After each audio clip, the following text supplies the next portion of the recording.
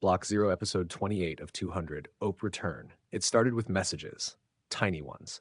Harmless, people thought. Bitcoin has a field called OPE return, a way to embed data inside a transaction. Not money, just bytes, notes, proofs, little fragments of meaning carved permanently into the chain.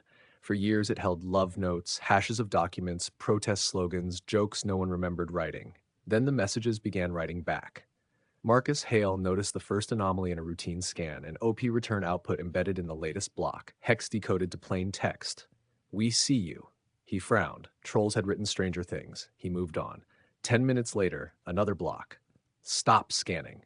Marcus leaned closer to the screen. The message was in the same script format, same byte length, different block, different miner, no miner tag, no signature trail, just embedded fact.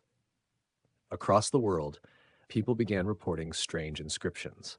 A man in Rome found a transaction tied to his old address. OP return, you sold too early. A woman in Seattle discovered one linked to a wallet she hadn't opened in years. You should have held. The messages weren't random, they were personal. Nodes didn't reject them. Why would they? Op return is valid.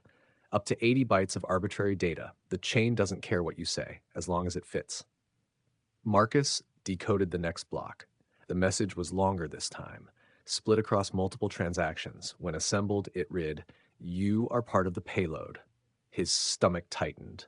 People started hearing phrases in their heads before finding them in blocks, like echoes traveling backward. A teenager in London dreamed the phrase "final settlement" 3 nights in a row. On the fourth morning, he found it embedded in a block, confirmed while he slept.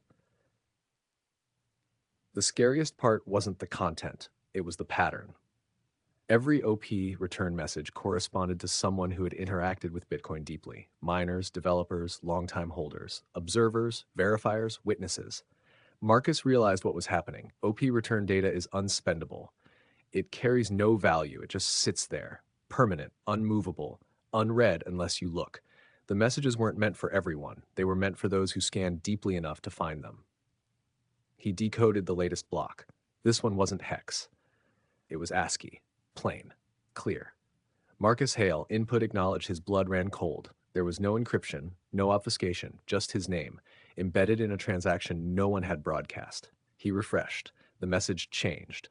Same transaction ID, same block hash, new content. Stop verifying. Op return can't be altered after confirmation. That's the rule. Data is immutable, permanent. Yet the message had changed without the block hash shifting, without invalidating consensus. Outside, people stared at their phones in silence. Some laughed nervously, some cried, some stopped checking entirely. Because every time they decoded a new block, it responded.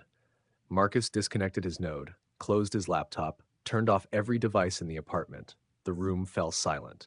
His phone buzzed once in the dark. He didn't touch it. The screen lit up on its own, no wallet app open, just a single line glowing softly. "You are not the reader, you are the data." Deep beneath the chain, Block 0 continued carving messages into stone, and somewhere in the ledger, there was room for one more line. End of episode 28.